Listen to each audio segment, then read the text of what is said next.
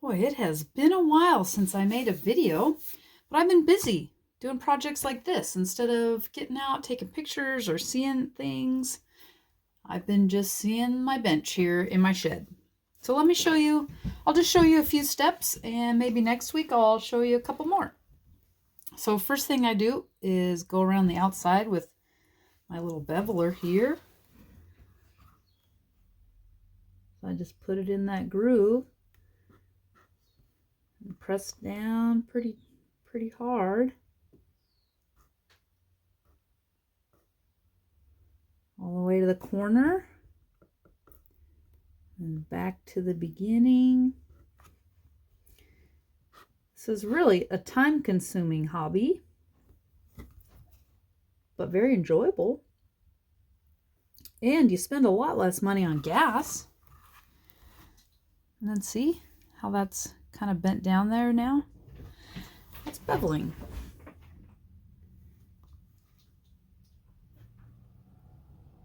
This is my first step. So I do my borders with this. Push beveler.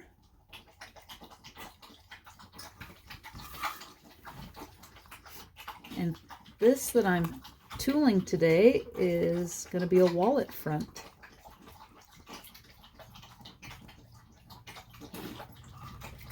Last time I did one like this, it took me, oh, can you hear that noise?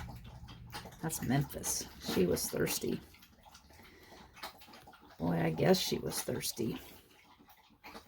Anyway, last time I did one like this, it took me 5 hours. So maybe today it won't take quite as long, or maybe it will. Just, you can't rush these things. Almost done.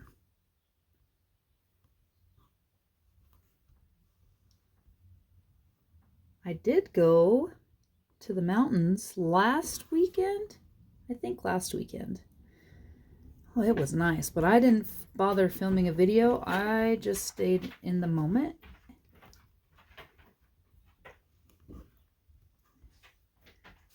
A lot of snow still, but we've had a week of pretty warm weather, so it's probably moving down. Okay, and then my next step is I take this guy, which is a lifter, and I go around and I find pieces that match this radius and bevel them, which is really a fancy word for push them down. So let me show you. See how that fits right there? I'll just push it in there. And I just keep going around finding them that are this size.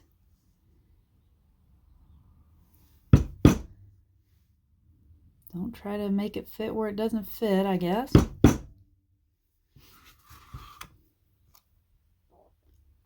And I'm no pro, but I'm learning, and I do enjoy learning, so this is right up my alley.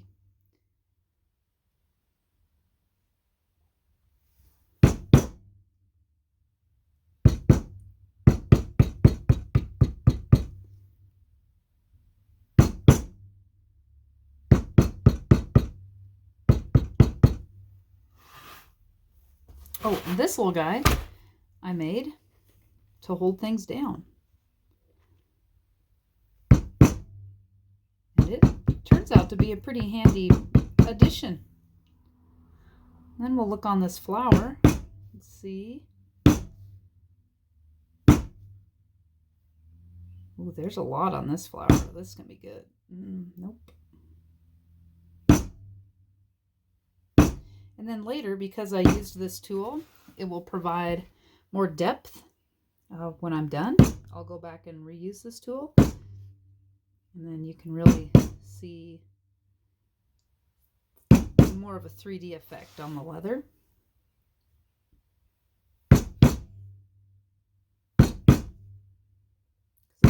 Because this is a lifter, so it gets underneath, kind of cuts under, and lifts up, obviously by name, the leather on top.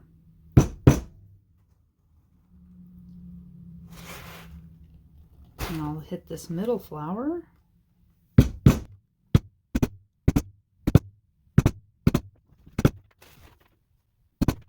Everything that you can do, I just find your own groove. I think you should just say it. It works for you. It'll work. I'll hit this line edge up here. And then this flower.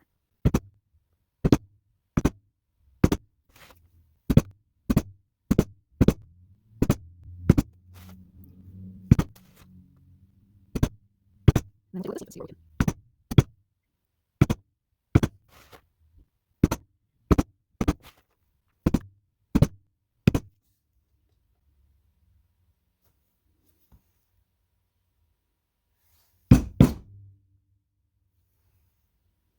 And I've got one very similar to that, but just a little bit smaller.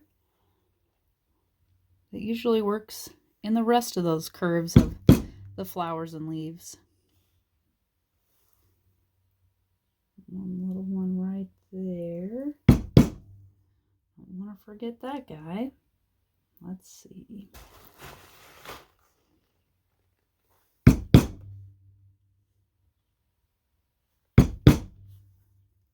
So I start with the bigger one and then go down. Oh, here's a good story. I had one that was smaller.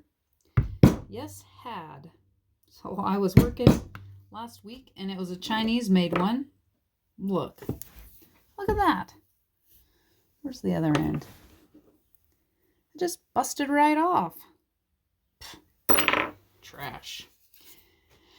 So I don't use that size anymore until someday I'll order one, maybe a Berry King one from the United States, which is what this one is, and it's a lot nicer, mostly because it's not broken.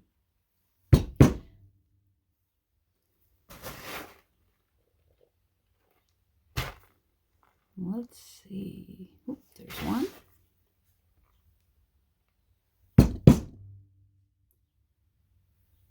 And then this leaf had quite a few small places.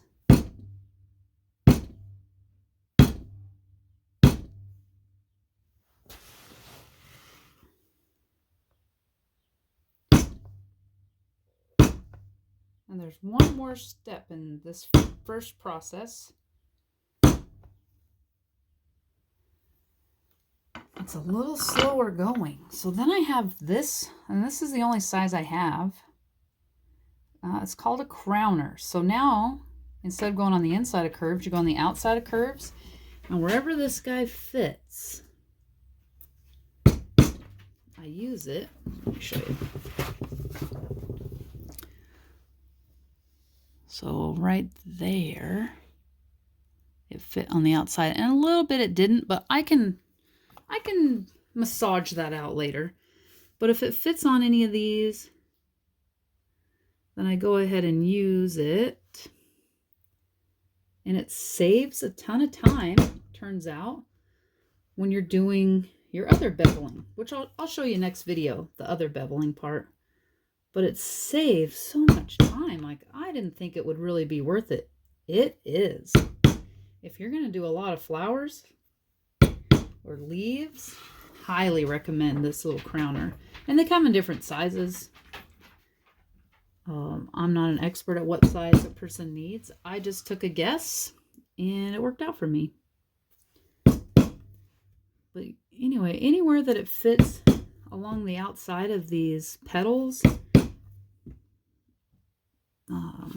Oops, there's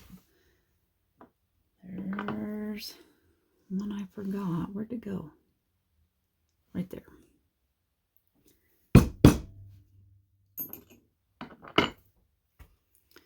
Anyway, any place that it fits, boy, saves a little bit of time. And when this took me 5 hours on my first trip, and I thought, well, if I could find something to save a little time, it seems worth your money. Seems so anyway. So it's pretty handy. I haven't had it maybe It's a lot of fun. I don't know if it's fun because it saves time or if it's just fun because it's different. I don't know. They're pretty handy. The way to say, just go around, find things to use. There's some people say go around in your pattern and use that same tool everywhere you can use it. And then you don't have to keep getting it back out and it saves you some time. Well, when you're as inexperienced as me, you're just going to have to get the tool back out again. And once you understand that, it's a lot less stressful. So I just go do what I think I can, knowing I'm probably going to have to get that back out. That's no big deal. I don't think leather work in general is something that you should stress about, because it's not going to help it get any better. Well, let's check out this leaf.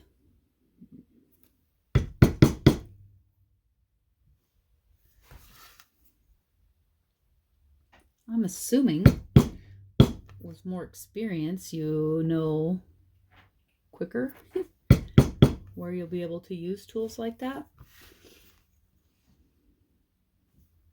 Anyway, that's my first step. So I did my edge beveling, and then I go through and use that undershot or a lifter and then the crowner and just get all of that stuff done. Next, I start beveling. So then I'll start using this and its friends.